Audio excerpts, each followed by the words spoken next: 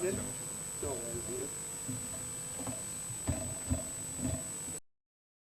Ladies and gentlemen, thank you very much. As you see, we've West Indies Darren and Sammy. You running? You all ready? The other guy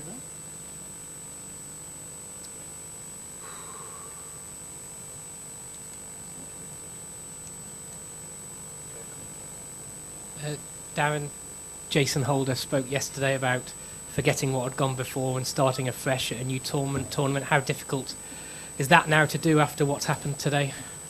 Before I answer your question, I'd just like to apologize to the listeners. I think I've been handed a breach of the code of conduct for swear word. So I would like to apologize to the viewers for that, especially the young kids listening. Yeah, it's tough. We've not been playing the brand of cricket that allows us to win matches, and to recover from 80 for 5 to score 300, we really thought, we were in with a chance. But our bowler's been going for some stick over the last few games, and today was no different against an experienced Irish team where they had a game plan and they stuck to it. So we have to dust ourselves off, and big game against Pakistan next. Is there a risk, given what's been happening over the last few months, that things could unravel for you quite quickly? Oh, well, if we continue to play like that, we won't be here for long, for sure. So we still believe that the World Cup is just one game. You win 4 out of 5 matches, or sometimes even 4 out of 6, and then you could still get into the quarters. So we're not gonna keep our heads down, but we still believe we could make it into the top 4 in this group. Darren, what has gone wrong? This same team was very competitive just a couple months ago. What has really gone wrong with our team? The same team, name West Indies? Well, minus, and of course, leadership. But what has really gone wrong? Like I said, we've not been able to put a full game of cricket together. I think today, the batting display, the partnership should have been motivation enough for the bowlers to go out there and want to run into the Irish. But look, we were last daisical in the field, and we just thought that we scored 300 and we're supposed to win. But you could see the Ireland is known to win those big matches, and they've caused a few upsets in ICC events. And today we took them for granted whilst we fielded. So I can't really pinpoint on what exactly, but we just not put in a full game of cricket. As the day wore on, do you think that the pitch became easier to bat on? Oh yeah, most definitely. When we batted, it was holding up a bit. It was a bit spongy, but I guess after putting the heavy roller and stuff, not much sideways movement. So, but that's no excuse for the way we bat. And we seriously have to take a look at the drawing board, wherever that is, and look to improve. Darren, you're always someone who carries yourself with quite a lot of outward emotion. Now it's individuals, how they carry themselves on the field, but from a personal point of view, it continues to become quite hard to do that when there are results like this and you've performed well in your discipline. It's when things are not going your way, it's always difficult to motivate yourself. But as a group, you got to keep believing, and we need to find some inspiration somewhere, and we need to find it quickly. Always try to be positive in my approach, help our young captain, Jason, and hopefully could follow. Thank you very much, ladies and gentlemen. Thanks, guys. Thanks. No worries.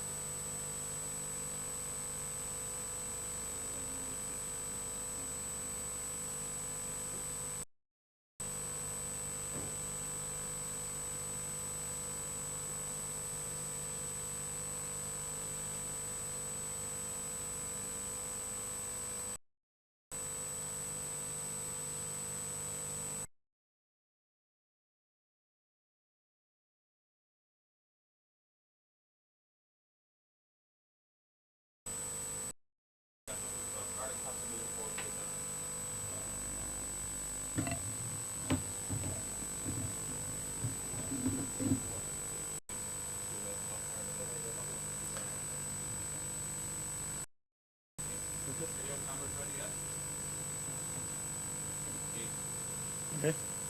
William, congratulations. The chase in the World Cup, only ever one result, isn't it, for Ireland? Oh, it was obviously a great performance. We've done it a few times now. I think someone said the stat after there's been 300 chases and we've been 3. So it's obviously a nice stat and a great way to kick off the tournament with the 2 points. I'll take you back to the start. Obviously, a good toss to win, you feel? Yeah, well, as I said at the toss, we've been here now for a couple of days and it did swing around when the clouds were out early on in both practice sessions that we've had. So we thought we utilised that and we did to a large extent in terms of putting pressure on them and the way Maxie and John Boy started and then everyone else from then on. I thought Andy McBride was excellent and everyone, obviously Doc was picking up the wickets at the other end as well, was great. So yeah, we asked the lads to give us. The fact that you played 2 spinners, was that part of the game plan or was that all to do with the pitch? No, it's just something we've been, the way he's been forcing his way in. He's going fantastically well throughout the last couple of months and it gave us a real headache and we just thought it was the best way we could go about. I think obviously it's going to be a bit of potential horses for courses throughout the competition and see where we're at in different conditions. Whether they play an extra seamer or whatever, so they're good decisions to have and good headaches to be having in these kind of games. He did everything but he just a tremendous spell. His first game against the top 8 team. Yeah, well, I think what he go for 26. I think Yeah. he went for and it's 10 overs. So that, as I said, it was a fantastic effort from himself and for runs just generally through good shots. I suppose he doesn't really bowl much. What should I say? He's pretty consistent like that. William, congratulations, fantastic victory. Was there any aspects of the game that maybe worried you about the fact that you let them perhaps get away at 90 for 5? Was that any concern, or were you actually quite happy with the way things went for you? Obviously, at 90 for 5, you want you want to be obviously looking to take more wickets, but I don't think on that pitch you can take away anything from the way Lando and Sammy played there. They played fantastically well and put on that partnership and as we've seen there throughout the day, the pitch, it was a very good pitch and it was very hard to take wickets on. So I think the way the lads stuck at it up front and picked up those wickets there, made it slightly harder for them. They couldn't go as early as they may have liked and defending on that ground and even the last 15 overs of our innings is difficult when you've only got the 4 out and it's not the biggest ground, especially with that wind. So lads stuck to their job well and set it off for the batters, really. Well, Ed Joyce talked to me before he came out, said the batters had more to offer actually from what they were doing in Dubai, and it's obviously proved today. It must have pleased you, the fact that it was just partnership after partnership after partnership brought you home.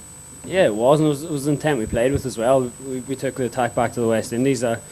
They came at us after a few overs. They came at us pretty aggressively as well, and the way the lads stuck at it and continued that scoring, it was great. And obviously, yeah, we knew there was a lot more in the tank from what we had been doing. But as I said yesterday, the way we've prepared in the nets and how we've gone about things, not just on the cricket pitch but mentally as well, and how we've prepared has been great. So it's nice to get the rewards on day one. Would you call this an upset, or you've reached a stage where you don't look beating West Indies as an upset? No, I personally hate the term upset.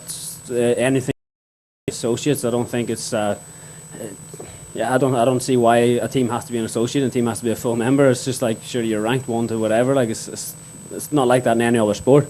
So I don't see why it has to be like that in ours. But no, I don't see. We're prepared to come into this game to win. We're going to prepare to go into the UAE game to win. South Africa after that, and so on. Like it's to pick up 2 points in every game, and as long as we're doing the right thing, building up to that, then I'm happy. William, disappointed that we have a 9-day break now before the second match. Would you prefer a shorter break? It's just one of those things. I think after that the games come pretty thick and fast. So I think when you've got a long 68 weeks, even longer since we've come away and we've been away in Dubai, you got to take a bit of downtime and utilise that as well and stay fresh. So obviously 9 days can be quite a long time, but we've got a couple of days downtime after today, and then we're straight back into it in Brisbane. So no, it is what it is. The games are going to come pretty thick and fast at the end, so we've got to be fresh. Yeah, throughout both innings, you didn't look at any stage that you had any doubts about how much you were. Did it feel like that, or were there times when you were a bit concerned? No, I wouldn't say concerned. Obviously, they played very well in the last 10 overs. But after we got off that bit of a start and set that platform with the bat, the way that everyone carried it on throughout the innings, there was a great feeling that just kind of bred confidence in the change rooms. And we always felt under control, never at any stage chased to feel like we were under any pressure, which was great. Obviously, we had a couple of wickets lost at the end there, but that's the way things go, and that's cricket. But the game was buried by then. You've obviously played alongside Ed for many years for Ireland, and he had a great season for Sussex. Have you ever seen him hit the ball that cleanly, consistently in an innings like that? Everything seemed to come off in the middle for him today. Yeah, he's been striking the ball pretty well, and I know deep down he would have wanted to score more runs coming in there. Like he's that kind of bloke, and as you said, I think he scored almost 14 or 1500 championship runs last year in England, and his form's been fantastic, and to see him continue that on today is great, and we all know what a quality player he is. Thank you, William. Thanks, everybody.